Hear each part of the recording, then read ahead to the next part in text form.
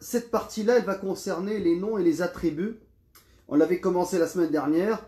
Et pour plusieurs personnes, les noms et les attributs, c'est surtout des réfutations, des répliques al-Mu'tazila, al-Asha'ira. Et subhanallah, cette manière d'apprendre al-Aqidah, il faudrait peut-être l'éviter. C'est que lorsqu'on apprend les noms d'Allah Azza wa Jal, il faut se fixer un objectif. Le premier objectif, c'est que tu apprennes qui est Allah. Parce que si tu sais qui est Allah, tu vas l'aimer et tu vas le craindre et tu vas l'adorer en connaissance de cause. Et il n'y a pas mieux que les noms et les attributs d'Allah Azza wa Jal pour le connaître. D'ailleurs, le Coran, dans le Coran, Allah Azza wa Jal nous explique, nous répète, surah après surah, ses noms et ses attributs pour qu'on apprenne à bien le connaître, subhanallah. Cheikh il dit, quelles sont les sortes d'indications? Les indications, dalalat al-lafd, donc pour l'arabe, ma anwa' ou ala kam naw' dalalat al-asma' al-husna. Alors quelles sont les indications de ces noms d'Allah Azza wa Jal? Il répond, elles sont trois. Une indication spécifique à l'essence et appropriée à elle.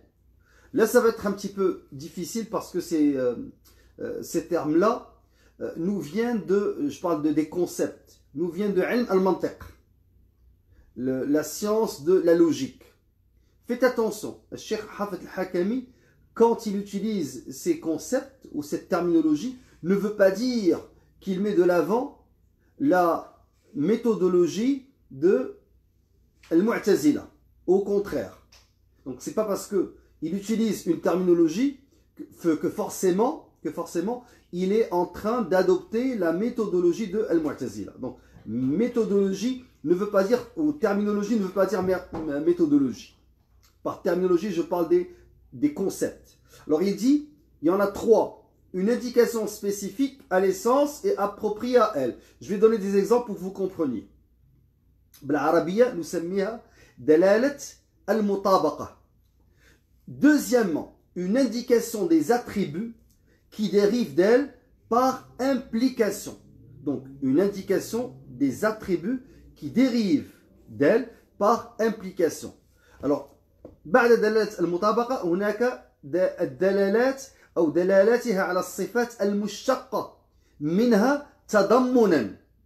Donc, elle dérive d'elle par implication. Troisième indication, l'indication des attributs qui ne dérivent pas d'elle par obligation. Donc, qui ne dérivent pas d'elle par obligation. Alors, cette troisième, dalalatuha ala sifat allati mashtaqat minha iltizaman. Il va donner un exemple avec le nom d'Allah Azza wa Jal, le tout miséricordieux, à la question 56. Mais avant d'y aller, le tout miséricordieux, Ar-Rahman, Ar-Rahim, je vais vous donner un exemple qui a été, subhanallah, qui a été avancé par Ibn Qudama. Alors, Ibn Qudama, qu'est-ce qu'il a fait, subhanallah? Pour expliciter, ou pour donner un exemple de ces trois indications, il les a appliquées à une maison.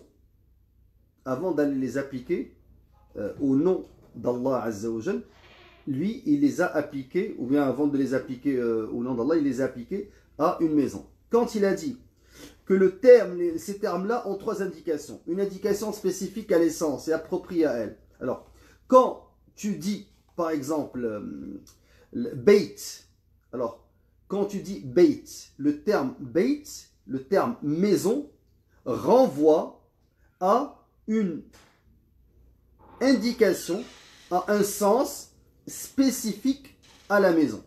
Donc, yadullu alayhi bil mutabaqa. Quand tu dis, par exemple, passons au deuxième élément, l'indication des attributs qui dérivent d'elle par implication. Alors, lorsque tu dis bait, la maison, c'est compris que tu signifies le toit. Parce que le toit fait partie de la maison par implication. Donc, même si tu ne dis pas toit, le simple fait de dire maison, cela implique au niveau de la signification qu'il y a un toit. Parce qu'il n'y a pas de maison sans toit, n'est-ce pas? Ou bien fondation. Il n'y a pas de maison sans, ou bien mur, exemple. Alors, ensuite, le troisième élément, l'indication, je suis à la page 68.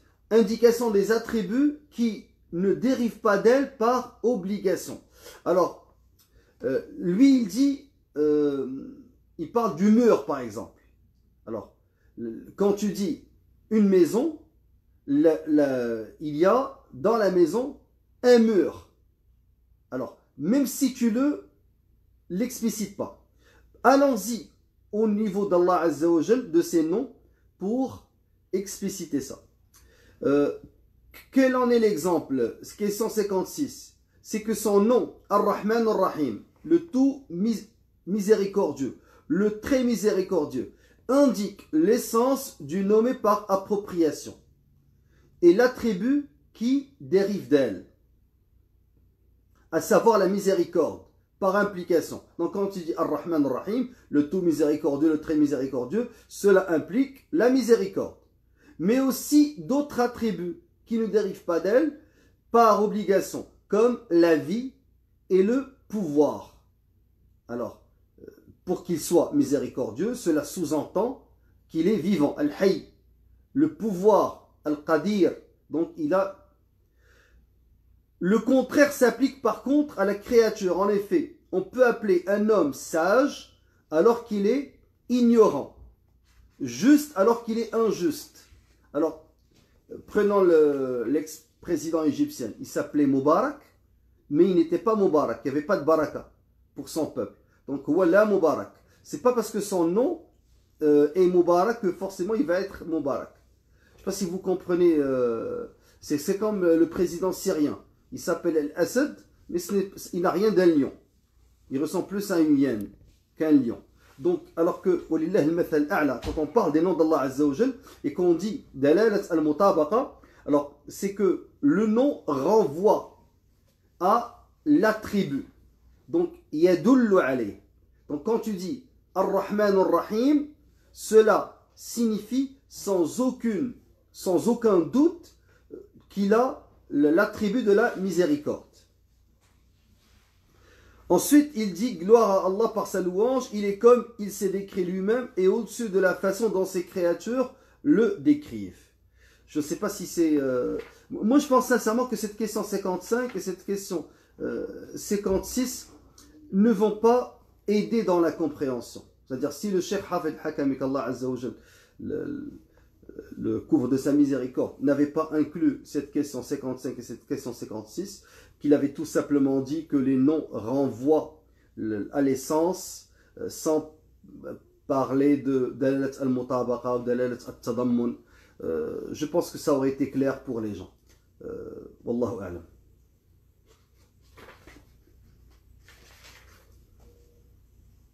Question 57. Quelles sont les catégories des beaux noms de par leur implication? Là, on avait parlé, il avait dit, indication spécifique à l'essence, indication des attributs qui dérivent d'elle par implication. Donc là, il va expliquer la deuxième indication, ad-dalal al-thaniya. Alors, il dit, elles sont 4. Le nom indicateur qui contient toutes les significations des beaux noms, en l'occurrence, Allah. C'est pour cela que tous les autres noms prennent la forme d'attributs dépendant de lui. Comme dans la parole d'Allah Azza wa Jal, Huwa Allahu al-Khaliqu, al-Bari'u, al-Musawwir. C'est lui Allah, le créateur, celui qui donne un commencement à toute chose, le formateur. Donc le nom Allah indique toutes les autres significations. Il les renferme. Donc quand on l'utilise, quand Allah Azza wa Jal utilise les autres noms, c'est pour, d'une certaine manière, décrire ce que contient déjà le nom parfait d'Allah. Or, le nom d'Allah n'est jamais mentionné comme suivant un de ses autres noms. Donc, vous ne trouverez pas le nom d'Allah qui va suivre un autre nom des autres 98 noms d'Allah Azza wa Jal. Donc, le nom Allah, c'est lui qui est suivi et il ne suit pas. Là, vous allez me dire, mais pourquoi apprendre tout ça? C'est pour ne pas faire des erreurs. Alors, vous savez, dans le monde musulman, il y a par exemple des gens qui s'appellent Abd al-Nabi, le serviteur, non pas d'Allah, Abdullah, mais Abd al-Nabi. En dehors du monde musulman, il y avait un boxeur qui s'appelait par exemple Rahman. Donc, la plupart des noms d'Allah Azza wa Jal, si ils sont indéfinis, il n'y a pas alif lam, donc nakira, on peut les utiliser. Tu peux dire, lui, il s'appelle Saïd. Aziz, excusez-moi, prenons Aziz. Lui, il s'appelle Aziz. Alors, Allah Azza wa Jal, huwa al-Aziz. Lui, il s'appelle Rahim. Allah s'appelle Ar-Rahim. Mais pour Ar-Rahman, sirat mubalagha. On ne peut pas s'appeler Rahman sans le alif lam, sans ce qui rend le nom défini. Donc ça, c'est une exception. Alors, entre autres, pourquoi on apprend ça, c'est pour éviter de faire ces choses-là. Ce qui implique l'attribut de l'essence, numéro 2, ce qui implique l'attribut de l'essence d'Allah comme son nom l'audient, qui implique sa large perception de toutes les voix, qu'elles soient secrètes ou audibles. Donc quand tu dis As-Sami', cela indique qu'Allah Azza wa Jal écoute, entend tout. Il en est ainsi de son nom le Al-Basir, le clairvoyant, qui implique sa vue de toutes choses, qu'elles soient subtiles ou manifestes. Il en est ainsi de son nom l'Omniscient, qui implique sa science globale. لا يعزب عنه مثقال ذرة في السماوات ولا في الأرض ولا أصغر من ذلك ولا أكبر.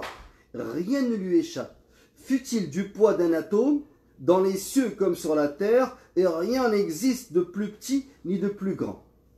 C'est-à-dire qui échappe à sa science.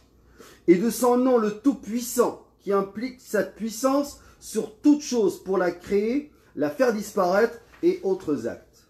Numéro 3, donc toujours, on est dans le dalalat al-tadammun, donc ce qu'on appelle en français l'indication des attributs qui dérivent d'elle par implication.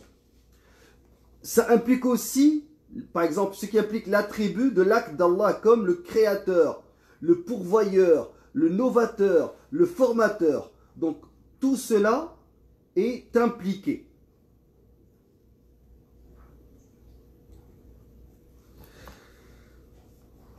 Numéro 4, ce qui implique sa purification et son exemption de tous les défauts comme l'infiniment saint et la paix, c'est-à-dire la paix as-salam. Donc ça, c'est des termes qui ne viennent pas seuls, mais on les utilise tanazzuhan en arabe, tanazzuhan, c'est-à-dire pour l'exempter, pour exempter Allah Azza wa Jal de tous les défauts. Numéro 58. Quelles sont les catégories des beaux noms de par leur attribution à Allah? Alors, il y a ceux qu'on attribue à Allah individuellement ou avec un autre. Cela implique l'attribut de la perfection, avec n'importe quelle attribution comme le vivant, Al-Hayy, et le subsistant, Al-Qayyum. Donc, généralement, on ne dit pas Al-Hayy, mais les deux viennent ensemble, Al-Hayy Al-Qayyum. Alors, il donne aussi parmi les exemples l'unique, Al-Ahad, et le maître absolu, As-Samad, Al-Ahad As-Samad. Il y a d'autres qui ne peuvent être attribués à Allah qu'avec leur opposé, car en les attribuant individuellement, cela donne l'illusion d'une imperfection. Celui qui peut nuire, Ad-Dar, à ceux qui l'offensent, bien entendu. Et celui qui accorde le profit, al-nafi'. Alors, al-dar al-nafi'. On dit aussi al-khafidu. Il y a aussi al-mani'u wal-mudhil. Alors, celui qui accorde le profit, celui qui abaisse, celui qui élève, al-khafidu al-rafi'. Celui qui donne et celui qui prive. Alors, il y a aussi celui qui donne la puissance et celui qui avilit. Donc, tous ces noms-là viennent ensemble en paire. Et en effet, il n'est pas permis de lui attribuer le nom de celui qui peut nuire, de celui qui abaisse, et de celui qui prive, ni de celui qui avilit individuellement, car ces noms n'ont jamais été mentionnés de manière isolée, ni dans le Coran, ni dans la Sunna. Alors c'est pour ça qu'on dit al-asma tawqifiyya. Donc, tawqifiyya. كذلك بالنسبة للصفات. Tu ne peux pas commencer à attribuer à Allah Azza wa Jal des noms qui ne lui appartiennent pas. Et tu ne peux pas non plus lui accorder des attributs qui ne découlent pas de ces noms ou qui n'ont pas été mentionnés dans la sunna du prophète alayhi salatu wassalam. Alors, il dit à titre d'exemple, son nom, le vengeur, n'est mentionné pas dans le Coran, qu'avec son implication comme dans sa parole. Inna minal mujrimina muntaqimun. Nous nous vengerons, certes des criminels. Alors, il a aussi dit, Wallahu azizun dhuntiqam. Et Allah est puissant et détient le pouvoir de se venger. Question 59. Certains des attributs d'Allah sont liés à l'essence. L'essence, as-sifat, ce qu'on appelle ad-dhatiyya. Et d'autres aux actes. Alors, les actes, ce qu'on appelle as-sifat al-fi'liyya. Donc, il y a des attributs qui sont liés à l'essence d'Allah, dhat Allah Azza wa Jal, et il y a des attributs qui sont propres aux actes d'Allah. Walillahi al-mathal a'la. Juste pour vous expliquer, faciliter la chose. Rappelez-vous quand j'ai parlé de, par exemple, du cellulaire ou du laptop ou d'une table ou d'une voiture. Alors j'ai dit, pour savoir de quoi il s'agit, il faudrait tout d'abord nommer la chose. Véhicule, bolide, voiture. Donc, cette auto, cette automobile, cette voiture, ce bolide, ce véhicule a plusieurs noms, n'est-ce pas? Alors, chaque nom, quand tu dis bolide, tu mets l'accent sur la vitesse, exemple, n'est-ce pas? Alors, les noms dépendent selon ce qu'on appelle les registres de discours. Alors, des fois, il y a des termes qui tout simplement relèvent d'une langue, d'un registre soutenu. Il y a des noms qui relèvent, par exemple, d'un registre familier ou populaire, n'est-ce pas? Alors, ensuite, au niveau des attributs, là, tu vas décrire ce véhicule. Et avec la description, les attributs du véhicule, et avec les noms, tu commences à avoir une conception claire de ce véhicule. Walillahi al-mathal a'la. Et il n'a pas son pareil. Quand on parle d'Allah Azza wa Jal, il y a al-dhat, l'essence d'Allah. Ensuite, il y a les noms d'Allah. Ensuite, il y a les attributs d'Allah. Alors, c'est à travers ces noms et ces attributs qu'on peut concevoir selon notre intelligence limitée et notre connaissance limitée et nos capacités intellectuelles limitées, qui est Allah. Et Ahl-Ilm, ils ont dit La tatafakkar fi dhatih, walakin tafakkar fi makhluqatih. Donc, ne pense pas, ne réfléchis pas à l'essence d'Allah. Réfléchis à sa création. Réfléchis et médite ses noms. Médite ses attributs.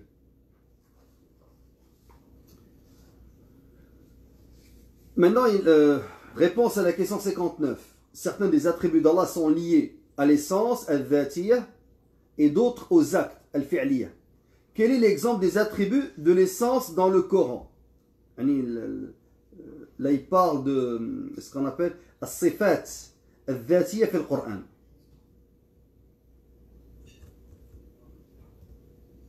أو ما هي صفات الذات في القرآن ثم في السنة. Donc Allah a dit, on va commencer par le Coran, بل يداه مبسوطتان. Au contraire, ses deux mains sont largement ouvertes. Est-ce que Allah a des mains? Oui. Le hadith, il dit وَكِلْتَ يَدَيْهِ يَمِينٌ. Ses deux mains sont de droite. Est-ce que ses mains sont comme les nôtres? Bien sûr que non. Mais est-ce qu'il a des mains? Oui. Est-ce qu'on sait c'est quoi une main? On sait c'est quoi une main.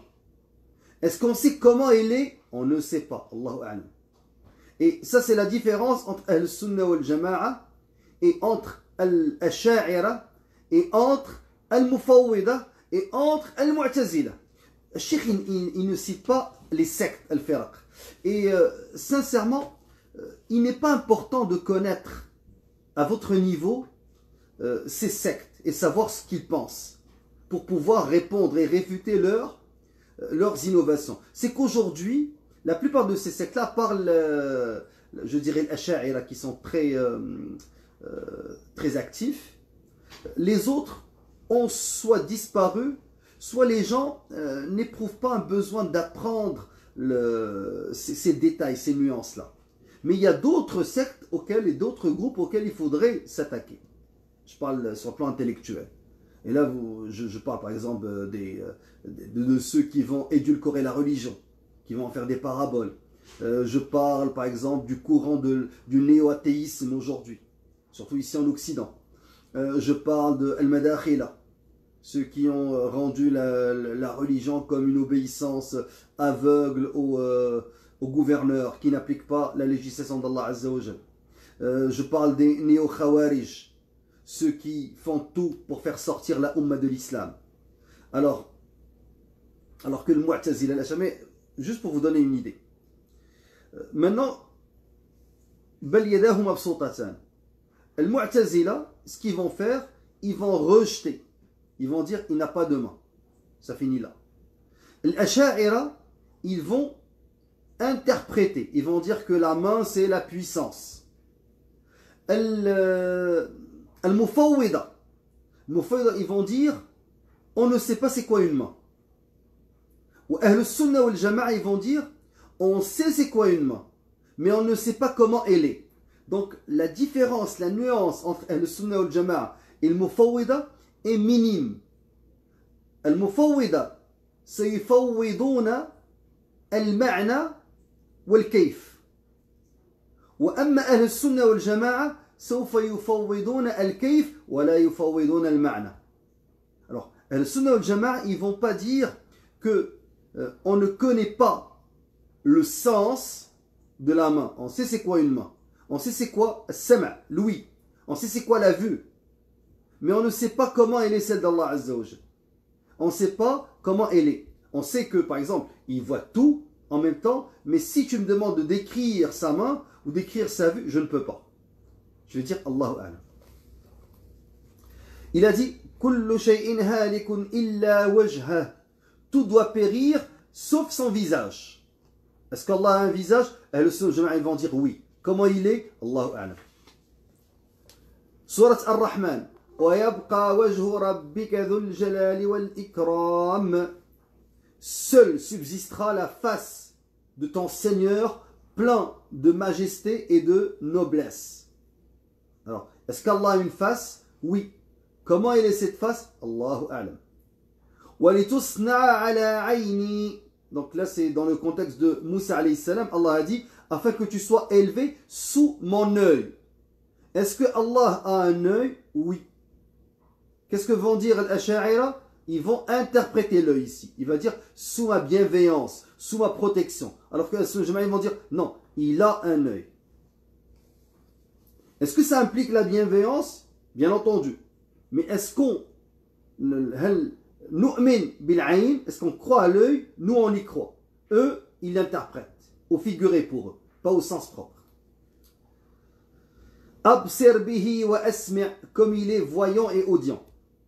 Innani ma'akuma asma'u wa ara. Je suis avec vous, j'entends et je vois. Subhanallah, les sectes ont beaucoup de mal à accepter ces versets. Parce qu'Allah a dit, je suis avec vous.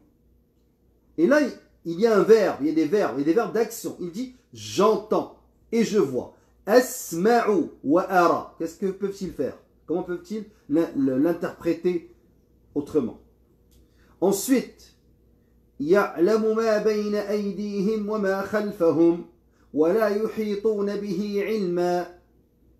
Il connaît ce qui est devant eux et ce qui est derrière eux, alors qu'eux-mêmes ne le cernent pas de leur science. وَكَلَّمَ اللَّهُ مُوسَى تَكْلِيمًا. Et Allah a effectivement parlé à Moïse. Là, vous allez me dire, mais pourquoi ils refusent d'attribuer à Allah Azza wa Jal la parole? Parce que eux, quand ils parlent de la parole pour eux implique un bruit. Et le bruit, il sort par une bouche. Ou est-ce qu'il y a une langue? Alors, ils disent que si on commence à faire ça, on va tomber dans l'anthropomorphisme, dans la description d'Allah Azza wa Jal et sa comparaison à des créatures.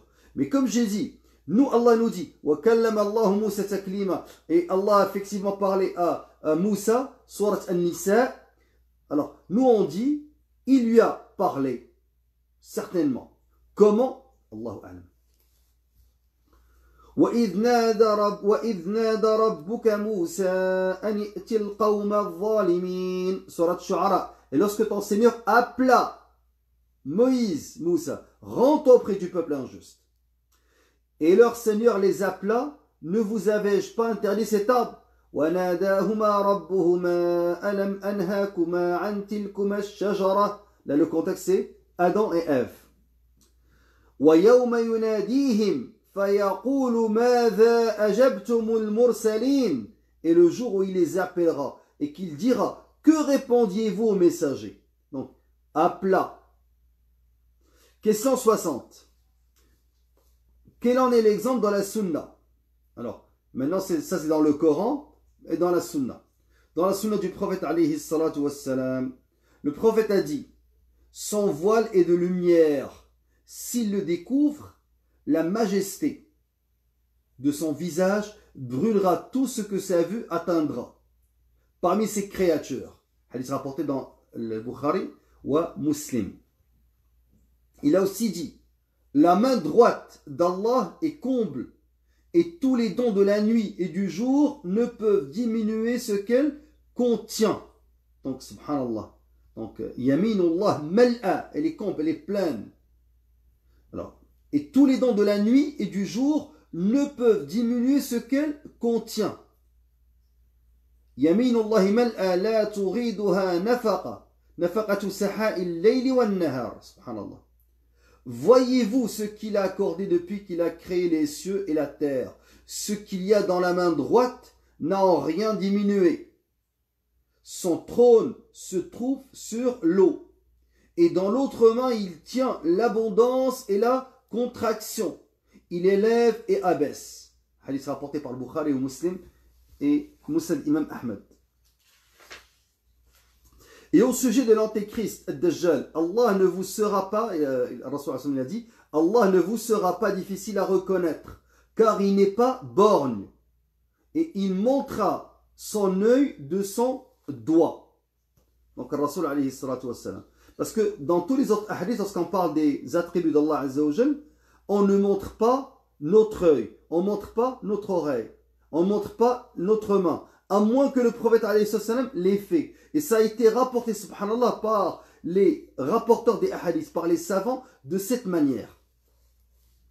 Et au sujet de la prière de consultation, salat al-istikhara, tu dis, ô mon Dieu, je te consulte avec ta science, j'apprécie ta puissance à sa juste valeur, et je te demande de ton immense faveur, tu es capable de tout, et je suis incapable. Tu sais tout, et je ne sais rien, et tu es le connaisseur de l'invisible. Bien entendu, Allahumma inni astakhiruka. Ici, le terme utilisé Dieu est problématique à certains égards. Mais ce que font Talabat al-ilm, les savants, ils vont l'utiliser avec une majuscule. Parce que comme ça, le terme Dieu n'est plus... Si vous me dites, mais le terme Dieu peut être utilisé aussi pour d'autres choses. Mais prenons le terme Rabb. Tu peux dire Rabbul Bayt. Donc, le seigneur de la maison. Rabbul Masna. Le seigneur, le propriétaire. Mais tu utilises le terme Rabb. C'est pas ce que tu vas l'utiliser. Il y a des termes qui peuvent être utilisés, d'autres qui ne peuvent pas.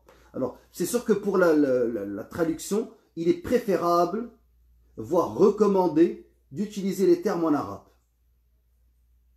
Sur c'est un dua, mais Allah al-Musta'an, c'est comme ça que ça a été traduit ici. Il a dit aussi, vous n'invoquez pas un sourd ni un absent. Vous invoquez un audient et un proche. Hadith rapporté par Bukhari, Muslim et Imam Ahmed. Lorsqu'Allah, autre hadith, veut révéler un ordre, il parle à travers la révélation.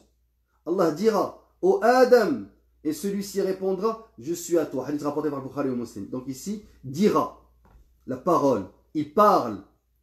Il y a d'autres hadiths ayant trait à l'interpellation d'Allah à ses serviteurs le jour de la résurrection, de même qu'à son discours avec les élus du paradis et autres. Et tous ces hadiths prouvent, comme les versets qu'on a vus, qu'Allah Azza wa Jal kallama Moussa taklima. Donc, il parle, la parole. On attribue l'attribut de Allah Azza wa Jal de la parole.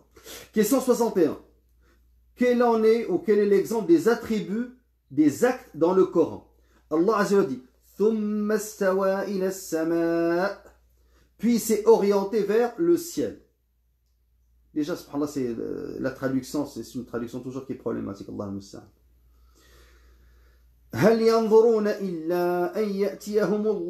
Qu'attend-il sinon qu'Allah leur vienne?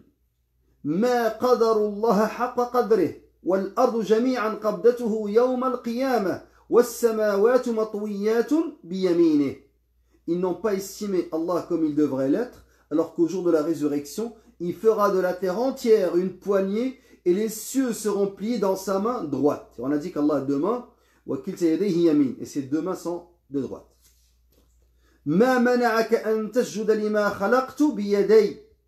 Qui t'a empêché de te prosterner devant ce que j'ai créé de mes mains? Sad, surat Sad. Et nous écrivîmes pour lui sur les tablettes une exhortation concernant toute chose. Mais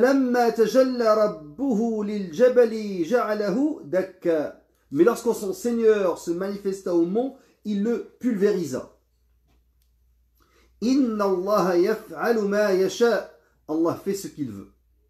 Donc ça c'était les exemples à la question 61 des attributs des actes donc dans le Coran. On a parlé des as-sifat al-dhatiyya et maintenant on a parlé de as-sifat al-fi'liyya dans le Coran.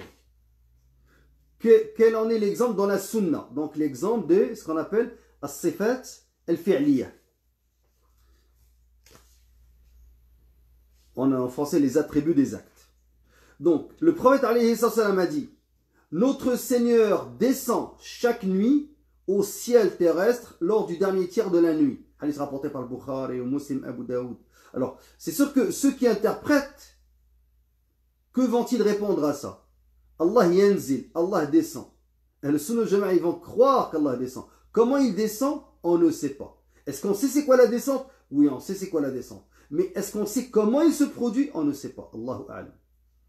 Il a aussi dit sur l'intercession, al-shafa'a, Allah viendra à eux sous sa forme qu'ils connaissent et leur dira: je suis votre Seigneur, et ils répondront: tu es notre Seigneur. Al-Bukhari ou Muslim. Par attribut de l'acte, nous entendons bien sûr la venue et non la forme. Allah saisira au jour de la résurrection, la terre et les cieux seront dans sa main droite, puis il dira: An al-Malik, je suis le roi. Rapporté par le Bukhari et Muslim et Ahmed. Lorsqu'Allah créa la création, il se prescrivit à lui-même ceci: ma miséricorde l'emporte sur mon courroux. Donc, courroux ici, c'est-à-dire ma colère.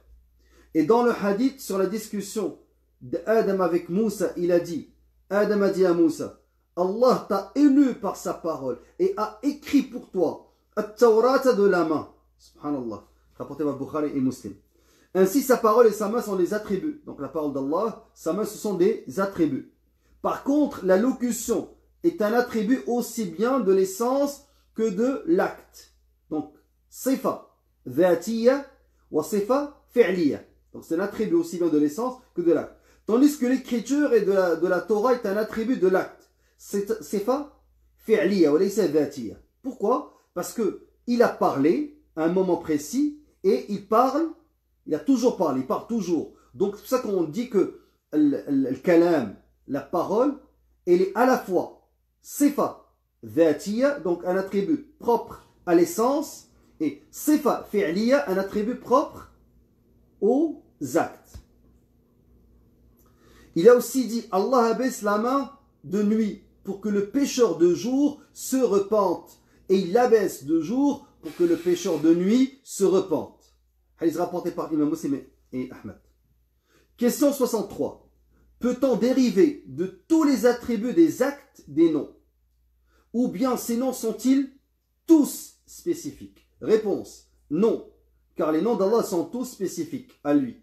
Et de ce fait, on ne peut l'appeler que par les noms qu'il s'est attribués dans son livre. Je l'avais expliqué au début, on ne peut pas extraire des attributs des noms, mais on peut extraire des noms des attributs. J'espère que c'est clair. Donc, on peut extraire d'un nom d'Allah Azza wa Jal, par exemple, Ar-Rahman, Ar-Rahim, Sifat Ar-Rahma. Donc, le très miséricordieux, le tout miséricordieux, on peut en déduire qu'Allah possède l'attribut de la miséricorde. Mais on ne peut pas prendre un attribut et en faire un nom. Alors, bien plus, il y a des actes par lesquels il s'est décrit d'une façon absolue comme dans sa parole. Allahu alladhi khalaqakum thumma razaqakum thumma yumitukum thumma yuhyikum.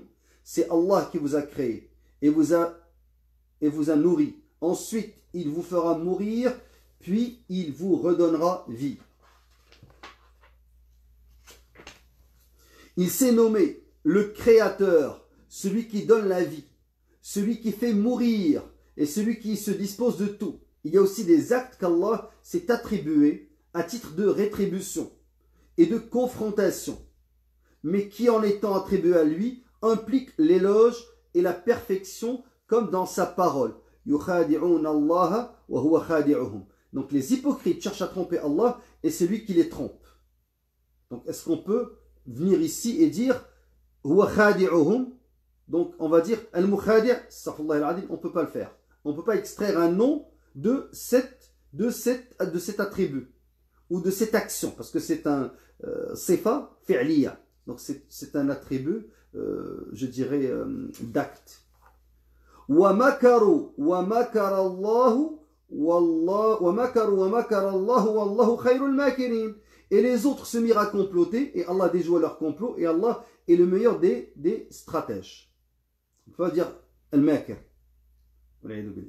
Donc, nasullah fanasiyahum.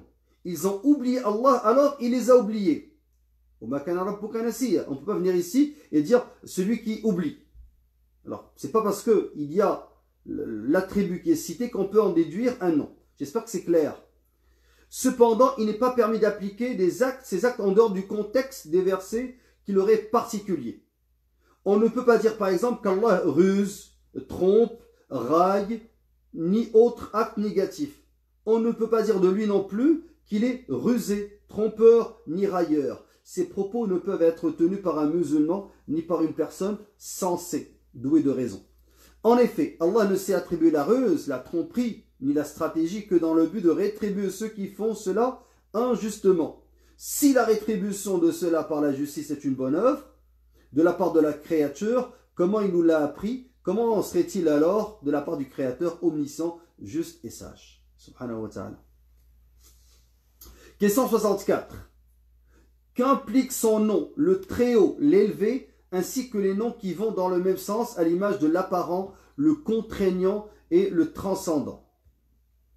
Réponse. Ces noms, le Très-Haut et l'élevé, contiennent l'attribut dont ils dérivent, à savoir l'attestation de son élévation dans toutes ses significations.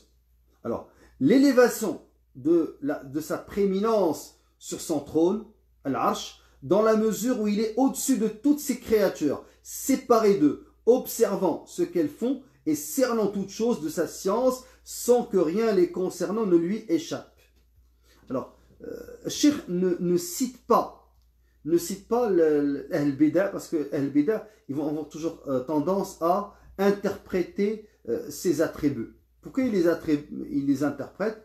Eux, subhanallah, ils vont dire, si on dit qu'Allah Azza wa Jal istawa ala al-arsh, ou par exemple al-ulu, Allah est en haut, ça veut dire que Allah est cerné par une direction.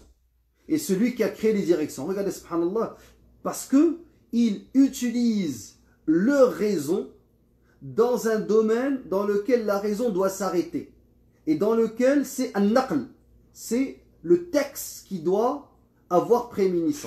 Allah.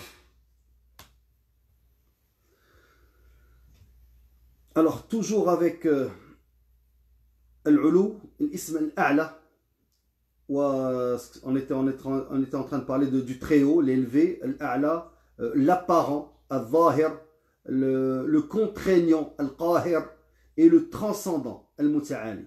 Donc, il dit l'élévation de sa contrainte dans la mesure où il n'a aucun contestataire, concurrent, opposant, ni rival. Bien au contraire, toute chose est soumise à sa grandeur, faible devant sa puissance, humble devant son orgueil. Elle est sous sa disposition et sa contrainte et ne peut échapper à sa poigne. Alors, l'élévation de son importance dans la mesure où tous les attributs de la perfection lui sont attestés et tous les défauts lui sont exemptés. Donc, ne peut pas être attribué à Allah Azza wa Jal. Toutes ces significations de l'élévation sont concomitantes et aucune signification ne peut être séparée de l'autre. Maintenant, question 65. Quelle est la preuve de son élévation? Ulu al-Fawqiyya dans le Coran. Elles sont nombreuses. Parce que Al-Bida, ils vont dire, comment pouvez-vous dire que vous dites qu'Allah Azza wa Jal est élevé au-dessus de sa création. Là, on va vous donner les exemples dans le Coran. Ar-Rahman ala al-Arshi istawa. Le tout miséricordieux s'est établi sur le trône. Alors, Al-Bida, ils vont dire, istawa, ça veut dire istawla. Il s'est emparé.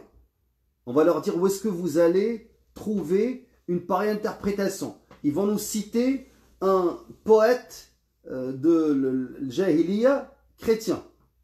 Nous, on va leur dire, mais vous ne pouvez pas faire dire ici à ce verset ce qu'il ne dit pas en allant chercher dans un vers de poésie un sens de stawa qui n'est pas attesté par le contexte coranique. On ne peut pas faire cette interprétation.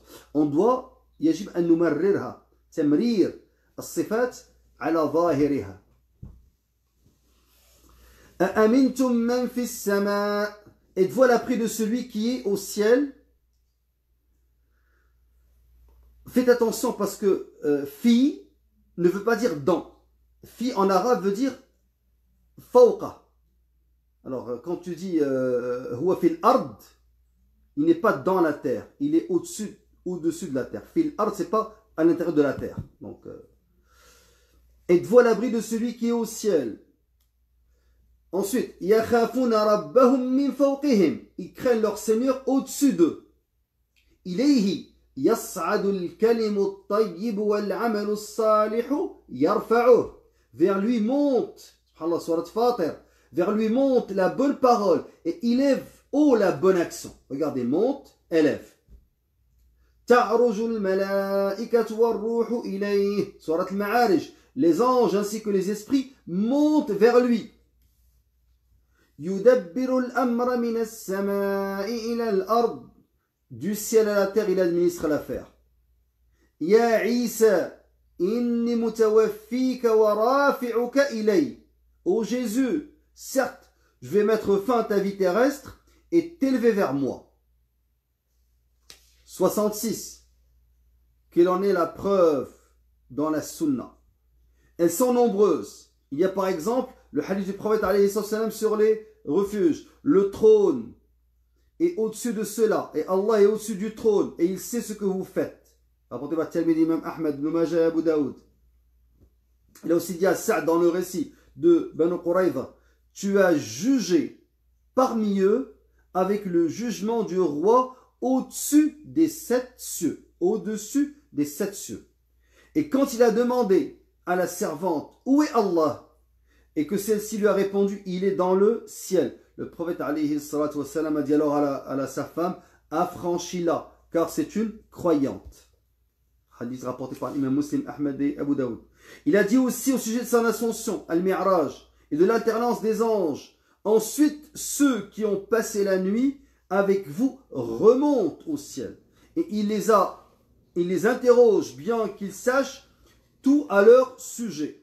Le Bukhari Muslim. Celui qui donne l'équivalent d'une date émanant d'une acquisition licite car seul ce qui est licite monte vers Allah. Al-Bukhari et Ahmed. Et au sujet de la révélation, lorsqu'Allah décide d'une chose dans le ciel et les anges battent des ailes par soumission à sa parole. Donc ici, hadith dans rapporté Al-Bukhari, par Al-Bukhari et At-Tirmidhi Ibn Majah, il est dit que lorsqu'Allah décide d'une chose dans le ciel, les anges battent des ailes par soumission à sa parole. Tous les musulmans ont accepté ces hadiths sur l'élévation d'Allah, sauf Al-Jahmiyyah. Et comme j'ai dit, alhamdoulilah, le cheikh ne donne pas les répliques, donne pas réplique aux sectes, il fait qu'expliciter et détailler aqidat al-salaf, aqidat al-sunnah al-jama'a. Question 67. Qu'ont dit les imams parmi les plus anciens sur la question de al-istiwa, l'établissement d'Allah sur son trône? Ils sont tous unanimes à dire l'établissement est connu. Al-istiwa ma'loum. Sa façon est incompréhensible. Donc, sa façon. Al-kayf majhoul. La foi en elle est obligatoire. Al-imanu bih wajib. Et la question à son sujet est bid'a, est une innovation en matière de religion. Allah a révélé le message, le messager nous l'a transmis et nous sommes tenus d'y croire et de nous y soumettre. Il en est ainsi de tous les versets ayant trait au nom et aux attributs, de même que les hadiths. Amanna bihi kullun min 'indi rabbina. Donc, tous les versets qui ont trait au nom des attributs d'Allah Azza wa Jal, nous y croyons, tout est de la part de notre Seigneur. Amanna billahi washhad bi annana muslimun. Nous croyons Allah et sois témoin que nous lui sommes soumis. Question 68. Quelle est la preuve de l'élévation de la contrainte? Ulu al-qahr dans le Coran. Alors, elles sont nombreuses. Il y a par exemple sa parole. Wa huwa al-qahiru fawqa ibadihi. C'est lui le dominateur suprême sur ses serviteurs. Ce verset implique l'élévation de la contrainte et de la préminiscence. Il a dit aussi Subhanahu huwa Allahu al-wahidul qahhar. Gloire à lui, c'est lui, Allah, l'unique, le dominateur suprême. Limanil mulkul yawm lillahi al-wahidul qahhar. À qui appartient la royauté aujourd'hui? À Allah, l'unique, le dominateur. قل إنما أنا منذر وما من إله إلا الله الواحد القهار. Dis, je ne suis qu'un avertisseur, point de divinité à part Allah, l'unique, le dominateur suprême. ما من دابة إلا هو آخذ بناصيتها. Il n'y a pas d'être vivant qui ne tienne par son toupet. يا معشر الجن والإنس إن استطعتم أن تنفذوا من أقطار السماوات والأرض فانفذوا لا تنفذون إلا بسلطان. Donc c'est dans la sourate Ar-Rahman, au peuple des djinns et d'hommes. Si vous pouvez sortir du domaine des cieux et de la terre, alors faites-le, mais vous ne pourrez en sortir qu'à l'aide d'un pouvoir illimité. Qu'en est-il de la preuve dans la sunna du prophète alayhi salam? Bien entendu, les preuves dans la sunna sont nombreuses. Le prophète a dit, sallallahu alayhi wa sallam, je me place sous ta protection contre le mal de toute bête dont tu tiens le toupet. Donc sous ici. Ça veut dire sous, ça implique qu'il est au-dessus. Et qu'il est au-dessus avec al-qahr, avec sa puissance. Il a dit aussi, mon Dieu, je suis ton serviteur, fils de ton serviteur, et le fils de ta servante. Mon toupet dans ta main, ton décret s'applique à moi. Tu es juste dans ton jugement.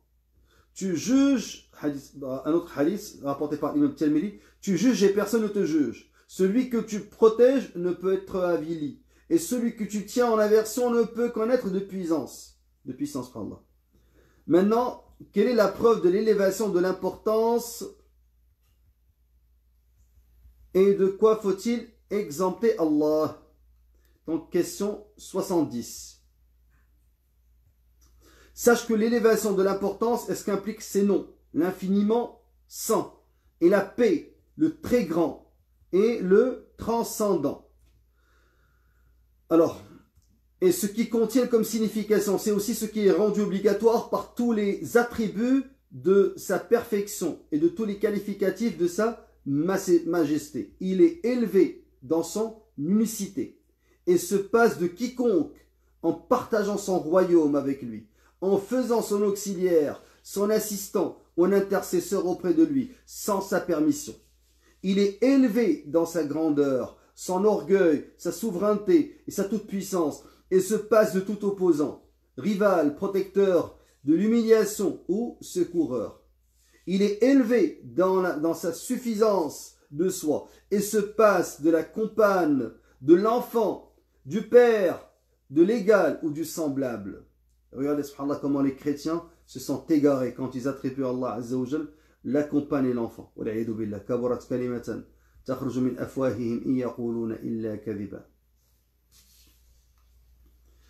Il est élevé dans sa perfection, dans la perfection de sa vie, de sa subsistance, par lui-même, de son pouvoir, et se passe de la mort, du sommeil, de la somnolence, de la fatigue ou de l'exténuation.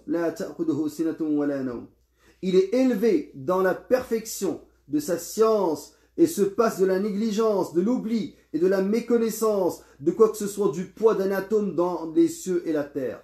Il est élevé dans la perfection de sa sagesse et de sa louange et ne peut créer quelque chose vainement sans ni laisser ses créatures abandonnées, sans directive ni interdiction, sans résurrection ni rétribution. Regardez, subhanallah, ceux qui se disent des génies et des gens instruits et qui croient que le monde, dans ce monde-là, il n'y a pas de sagesse et que toute chose est créée vainement. C'est ce qu'on appelle l'absurde.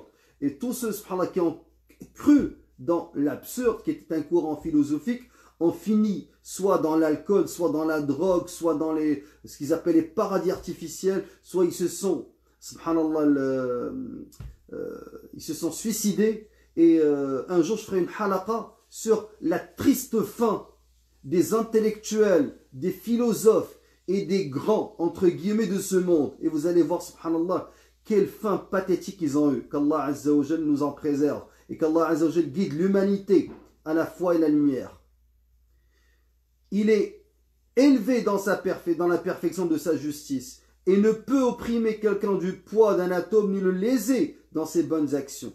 Il est très élevé dans la perfection de sa richesse et de sa suffisance pour se faire nourrir, pourvoir ou dépendre de quelqu'un. Il est élevé dans ce dont il s'est décrit et ce dont il a décrit son messager, sallallahu alayhi wa sallam. Et il est exempt de tout dépouillement ou comparaison. Gloire à lui. Il est loué, il est élevé, il est infiniment saint et il est exempt de tout ce qui contredit sa divinité, sa seigneurie, ses beaux noms et ses attributs sublimes. وَلَهُ الْمَثَلُ الْأَعْلَى فِي السَّمَاوَاتِ وَالْأَرْضِ وَهُوَ الْعَزِيزُ الْحَكِيمُ. Il a la transcendance absolue dans les cieux et sur la terre, et c'est lui le tout-puissant, le sage. Les textes de la révélation dans le Coran et la Sunna ayant trait à ce sujet sont connus, évidents, avec abondance et notoriété. Que signifie son hadith au sujet des beaux noms? Celui qui les assimilera entrera au paradis. Alors, la semaine dernière, on l'avait expliqué, mais je vais rapidement vous lire ce que le Cheikh a dit, mais j'avais dit exactement ce que ça implique, et je l'avais fait, je pense, d'une manière assez développée. Cela impliquait 3 choses, et le fait de les connaître, ensuite le fait d'en connaître la signification, d'en connaître les 99, connaître leur signification, et ensuite adorer Allah Azza wa Jal à partir de ces noms. Et j'avais dit qu'il y avait 2 sous-sections, donc vous pouvez revenir au cours de la semaine dernière. Alors il a dit parmi eux, il a été expliqué ça en plusieurs sens. Parmi ces sens-là, leur assimilation avec leur totalité en invoquant Allah et en faisant son éloge. Il y a aussi le fait, ça c'est la première signification, le fait de man ahsaha dakhala al-jannah, celui qui assimilera ses 99 noms entrera au paradis. Il y a aussi le fait que parmi les noms dont il est permis de s'inspirer comme le miséricordieux et le généreux, l'homme est tenu dans son imprégné, donc tu dois être miséricordieux par rapport à la créature d'Allah Azza wa Jal. Si lui, il est miséricordieux par rapport à sa création, toi, tu dois être miséricordieux par rapport aux autres créatures d'Allah Azza wa Jal. Irhamu man fil ard, yarhamkum man fis sama. Soyez miséricordieux à l'égard de ceux qui sont sur terre. Celui qui est au-dessus des cieux sera miséricordieux à votre égard. Alors, généreux, si Allah est généreux, toi aussi tu dois faire preuve de générosité par rapport à ta famille, par rapport aux pauvres, aux démunis. Par contre, tout ce qui concerne les noms qui sont spécifiques à Allah, comme le contraignant, Al-Qahir, le tout-puissant et l'orgueilleux, l'homme est tenu de les reconnaître, de s'y soumettre et de ne pas chercher à s'en imprégner. Alors, s'il est l'orgueilleux, tu dois chercher à ne pas être orgueilleux. Subhanallah. Par ailleurs, concernant les noms qui ont une connotation de promesse, comme celui qui pardonne, le très reconnaissant, l'indulgent, le compatissant et le doux, le très libéral, le noble, l'homme est tenu d'éprouver de leur égard une aspiration et un souhait. Concernant les noms qui ont une connotation de menace, comme le puissant, le détenteur du pouvoir de punir, celui dont le châtiment est rigoureux, celui dont le jugement est rapide, l'homme est tenu d'éprouver à leur égard de la crainte et de la peur. Subhanallah. Donc chaque nom te donne dans ton cœur, subhanallah, une crainte ou, un